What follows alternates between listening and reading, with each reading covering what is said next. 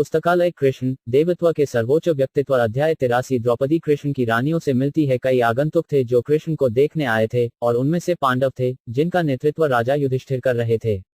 गोपियों के साथ बात करने और उन्हें सबसे बड़ा वरदान देने के बाद भगवान कृष्ण ने राजा युधिष्ठिर और अन्य रिश्तेदारों का स्वागत किया जो उन्हें देखने आए थे। उन्होंने सबसे पहले उनसे पूछा कि क्या उनकी स्थिति शुभ है। वास्तव में भगवान कृष्ण के चरण कमलों को देखने वाले के लिए दुर्भाग्य का कोई सवाल ही नहीं है। फिर भी जब भगवान कृष्ण ने शिष्टाचार के रूप में राजा युधिष्ठिर से उनके कल्याण के बारे में पूछा तो राजा इस तरह के स्वागत से बहुत खुश हुए और संबोधित किया भगवान इस प्रकार, मेरे प्यारे भगवान कृष्ण, महान व्यक्तित्व और पूर्ण कृष्ण भावना में भक्त हमेशा आपके चरण कमलों के बारे में सोचते हैं और पालौकिक आनंद के अमृत को पीकर पूरी तरह से संतुष्ट रहते हैं। जो अमृत वे निरंतर पीते रहते हैं वह कभी कभी उनके मुख से निकलता है और आपके दिव्य कार्यों के वर्णन के रूप में दूसरों पर छिड़का जाता है। भक्त के मुख से निकलने वाला यह अमृत इतना शक्तिशाली होता है कि यदि किसी को सौभाग्यवश इसे पीने का अवसर मिल जाए तो वह तुरंत जन्म और मृत्यु की निरंतर यात्रा से मुक्त हो जाता है। हमारा भौतिक अस्तित्व आपके व्यक्तित्व की विस्मृति के कारण होता है, लेकिन सौभाग्य से आपकी महिमा के बारे में सुनने का सौभाग्य प्राप्त होने पर विस्मृति का अंधेरा तुरंत दूर हो जाता है। इसलिए मेरे प्रिय भगवान, जो आपकी महिमा के कार्यों को लगातार सुनने में लगा रहता है, उसके लिए दुर्भाग्य की संभावना कहाँ है?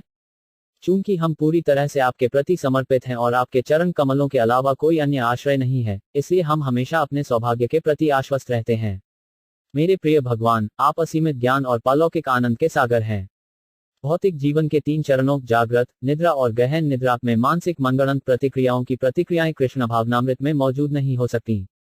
कृष्ण भावनामृत के अभ्यास से ऐसी सभी प्रतिक्रियाएं अमान्य हो जाती हैं। आप सभी मुक्त व्यक्तियों के अंतिम गंतव्य हैं।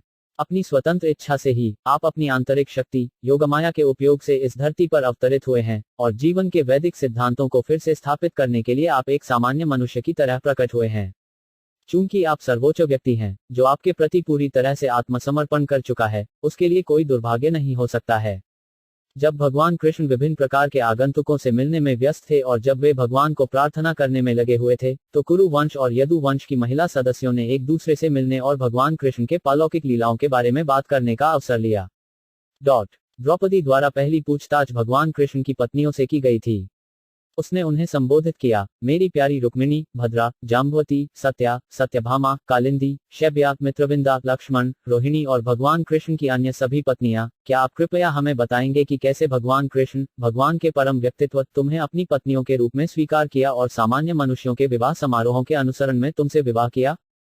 इस प्रश्न के लिए रानियों की प्रमुख रुक्मिणी देवी ने उत्तर दिया, मेरी प्रिय द्रौपदी, यह व्यवहारिक रूप से एक स्थापित तथ्य था कि जरासंध जैसे राजकुमार चाहते थे कि मैं राजा शिशुपाल से विवाह करूं, और जैसा कि हमेशा होता है, सभी राजकुमार इस दौरान उपस्थित थे। विवाह समारोह को उनके कवच और हथियारों के साथ किसी भी प्रतिद्वंद्वी से लड़ने के लिए तैयार किया गया था जिसने शादी को रोकने की हिम्मत की। लेकिन भगवान के परम व्यक्तित्व ने मेरा अपहरण कर लिया, जिस तरह एक शेर झुंड से एक मेमना छीन लेता है। हालांकि यह भगवान कृष्ण के लिए एक बहुत ही चमत्कारिक कार्य नहीं था, क्योंकि जो कोई भी इस दुनिया में एक महान नायक या राजा होने का दावा करता है वह भगवान के चरण कमलों के अधीन है। सभी राजा अपने हेलमेट भगवान कृष्ण के चरण कमलों को छूते हैं। मेरी प्रिय द्रौपदी, यह मेरी शाश्वत इच्छा है कि मैं जीवन के बाद भी भगवान कृष्ण की सेवा में लगी रहूं, जो सभी आनंद और सौंदर्य के आगार हैं। जीवन में यही मेरी एकमात्र इच्छा और महत्वाकांक्षा है। इसके बाद सत्यभामा ने बोलना शुरू किया। उसने कहा, मेरी प्रिय द्रौपदी, मेरे पिता अपने भाई प्रसेन की मृत्यु से बहुत पीड़ित थे और उन्होंने भगवान कृष्ण पर अपने भाई की हत्या करने और स्यमंतक रत्न चुराने का झूठा आरोप लगाया, जो वास्तव में जाम्बवान ने ले लिया था। भगवान कृष्ण ने अपने शुद्ध चरित्र को स्थापित करने के लिए जाम्बवान के साथ युद्ध किया और स्यमंतक रत्न को छुड़ाया, जिसे बाद में उन्होंने मेरे पिता को सौंप दिया। मेरे पिता अपने भाई की मृत्यु के लिए भगवान कृष्ण पर आरोप लगाने के लिए बहुत लज्जित और खेदित थे। स्यमंतक रत्न वापस पाने के बाद उन्होंने अपनी गलती को सुधारने में समझदारी समझी, इसलिए यद्यपि उन्होंने दूसरों को विवाह में मेरा हाथ देने का वादा किया था, उन्होंने वह गहना और मुझे कृष्ण के चरण कमलों में सौंप दिया और इस तरह मुझे उनकी दासी और पत्नी के रूप में स्वीकार किया गया। इसके बाद जाम्बवती ने द्रौपदी के प्रश्न का उत्तर दिया। उसने कहा, प्रिय द्रौपदी, जब भगवान कृष्ण ने मेरे पिता जाम्बवान ऋषियों के राजा पर हमला किया तो मेरे पिता को यह नहीं पता था कि भगवान कृष्ण उनके पूर्व गुरु भगवान रामचंद्र सीता के पति थे। भगवान कृष्ण की पहचान न जानने के कारण मेरे पिता ने 27 दिनों तक लगातार उनसे युद्ध किया। इस अवधि के बाद जब वह थक गया तो वह समझ सकता था कि चूंकि भगवान रामचंद्र के अलावा कोई भी उसे हरा नहीं सकता था, इसलिए उसके विरोधी भगवान कृष्ण वही भगवान रामचंद्र होंगे। इस प्रकार वह अपने होश में आया और तुरंत सिमंतक रत्न वापस कर दिया। इसके अलावा प्रभु को प्रसन्न करने के लिए उन्होंने मुझे अपनी पत्नी बनने के लिए उनके सामने प्रस्तुत किया। इस तरह मेरा विवाह भगवान से हुआ और इस तरह जन्म जन्मांतर कृष्ण की दासी बनने की मेरी इच्छा पूरी हुई। इसके बाद कालिंदी ने कहा, मेरी प्यारी द्रौपदी, मैं भगवान कृष्ण को अपने पति के रूप में पाने के लिए घोर तपस्या में लीन थी। जब उन्हें इस बात का पता चला तो वे बड़ी कृपा करके अपने मित्र के साथ मेरे पास आए। अर्जुन और मुझे अपनी पत्नी के रूप में स्वीकार किया। तब भगवान कृष्ण मुझे यमुना के तट से दूर ले गए और तब से मैं भगवान कृष्ण के घर में सफाई कर्मचारी के रूप में लगा हुआ हूँ और यहोवा मुझे अपनी पत्नी के रूप में रखता है। इसके बाद मित्रविंदा ने कहा, मेरी प्रिय द्रौपदी, मेरे स्वयंवर समारोह पति का व्यक्तिगत चयन में राजकुमारों की एक बड़ी सभा थी। उस सभा में भगवान कृष्ण भी उपस्थित थे और उन्होंने वहां सभी राजकुमारों को हराकर मुझे अपनी दासी के रूप में स्वीकार किया। वे तुरंत मुझे द्वारका ले गए, ठीक वैसे ही जैसे सिंह अपने शिकार को कुत्तों के झुंड से ले जाता है। जब मुझे इस प्रकार भगवान कृष्ण द्वारा ले जाया गया तो मेरे भाई उनसे लड़ना चाहते थे और बाद में वे हार गए। इस प्रकार जन्म जन्मांतर कृष्ण की दासी बनने की मेरी इच्छा पूरी हुई। इसके बाद सत्या ने द्रौपदी को इस तरह संबोधित किया, मेरी प्रिय द्रौपदी, मेरे पिता ने मेरे स्वयंवर के लिए एक सभा की व्यवस्था की और संभावित दूल्हे की ताकत और वीरता का परीक्षण करने के लिए उन्होंने शर्त रखी कि वे प्रत्येक अपने 7 क्रूर बैलों के साथ लड़ें, जो लंबे नुकीले सींग थे। कई वीर संभावनाओं ने सांडों को हराने की कोशिश की, लेकिन दुर्भाग्य से वे सभी गंभीर रूप से घायल हो गए और वे अपने घरों को पराजित विकलांगों के रूप में लौट आए। जब भगवान श्री कृष्ण आए और बैलों से लड़े तो वे उनके लिए खेल के समान थे। उसने सांडों को पकड़ लिया और उनमें से प्रत्येक के नथुने पकड़ लिए। इस प्रकार वे उसके वश में आ गए, जैसे बकरी के छोटे छोटे बच्चे बड़ी आसानी से बच्चों के वश में आ जाते हैं। मेरे पिता बहुत प्रसन्न हुए और भगवान कृष्ण से मेरा विवाह बड़े धूमधाम से किया, मेरे दहेज के रूप में सैनिकों, घोड़ों, रथों और हाथियों के कई दल, सैकड़ों दासियों के साथ। इस प्रकार भगवान कृष्ण मुझे अपनी राजधानी द्वारका ले आए।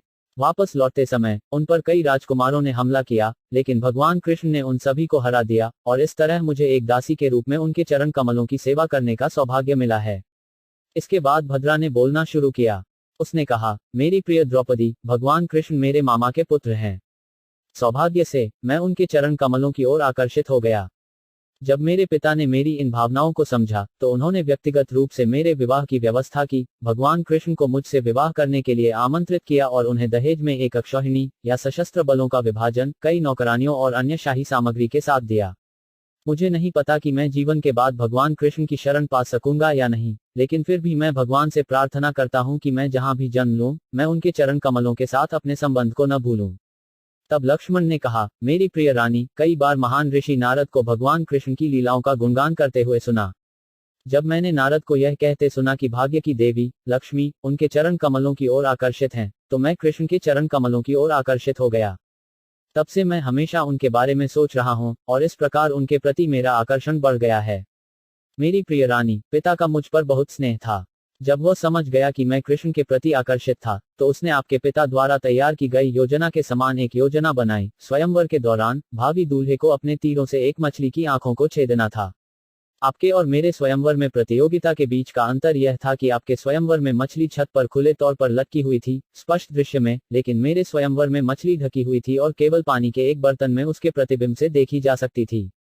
यह मेरे स्वयंवर की विशेष विशेषता थी। इस उपकरण की खबर पूरी दुनिया में फैल गई और जब राजकुमारों ने इसके बारे में सुना तो वे सभी दिशाओं से मेरे पिता की राजधानी में पहुंचे, जो पूरी तरह से कवच से सुसज्जित थे और उनके सैन्य प्रशिक्षकों द्वारा निर्देशित थे।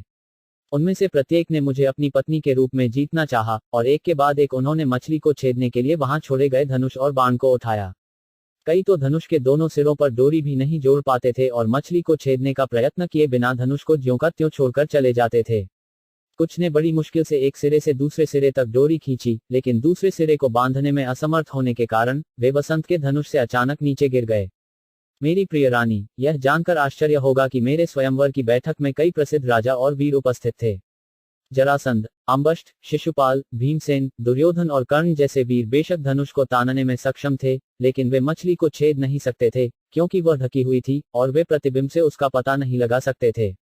पांडवों के प्रसिद्ध नायक अर्जुन पानी पर मछली का प्रतिबिंब देखने में सक्षम थे, लेकिन यद्यपि बड़ी सावधानी से उन्होंने मछली के स्थान का पता लगाया और तीर चलाया, उन्होंने मछली को सही जगह पर नहीं छेदा।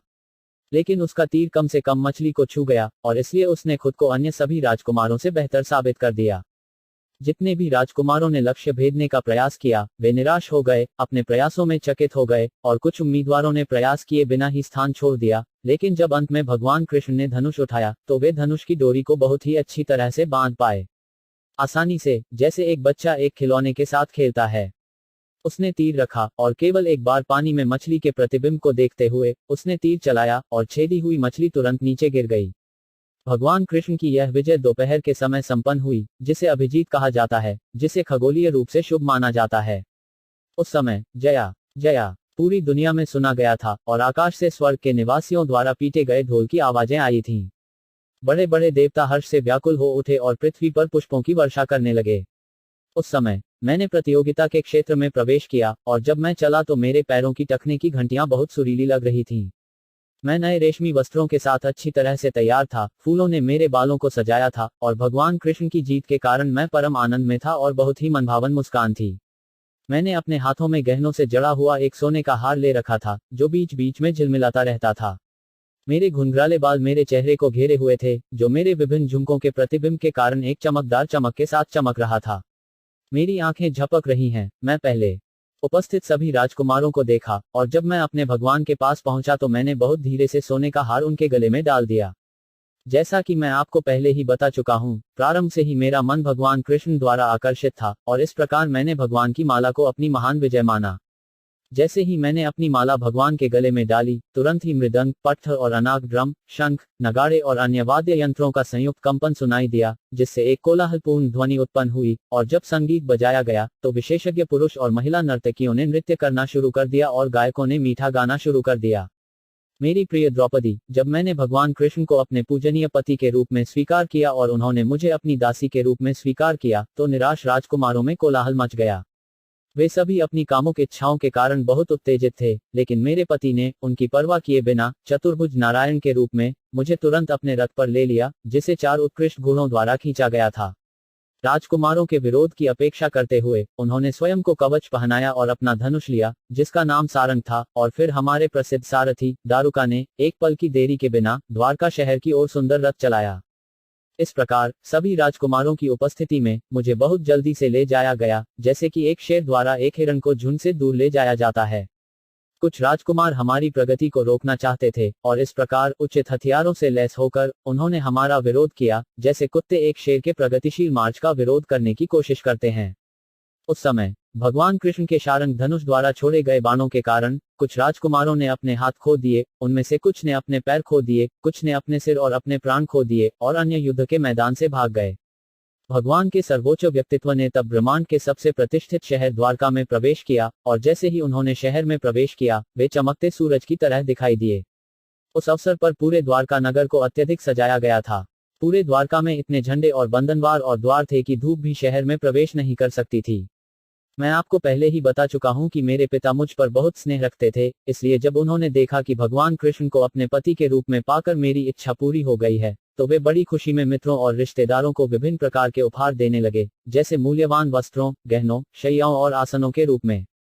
भगवान कृष्ण हमेशा आत्मनिर्भर हैं, फिर भी मेरे पिता ने अपनी इच्छा से मेरे पति को दहेज में धन, सैनिक, हाथी, रथ, घोड़े और कई दुर्लभ और मूल्यवान हथियार दिए। उसने बड़े उत्साह के साथ इन सभी को प्रभु को भेंट किया।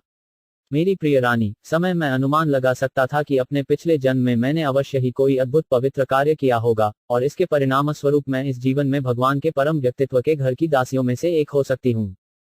जब भगवान कृष्ण की सभी प्रमुख रानियों ने अपना बयान समाप्त कर लिया, रोहिणी अन्य 16,000 रानियों के प्रतिनिधि के रूप में उनके कृष्ण की पत्नियां बनने की घटना का वर्णन करने लगी। मेरी प्रिय रानी, भौमासुर पूरी दुनिया पर विजय प्राप्त कर रहा था। उसने जहां भी संभव हो राजाओं की सभी सुंदर बेटियों को एकत्र किया और हमें अपने महल के भीतर कैद रखा। जब हमारे कारावास की खबर भगवान कृष्ण तक पहुंची, तो उन्होंने भौमासुर से युद्ध किया और हमें रिहा कर दिया।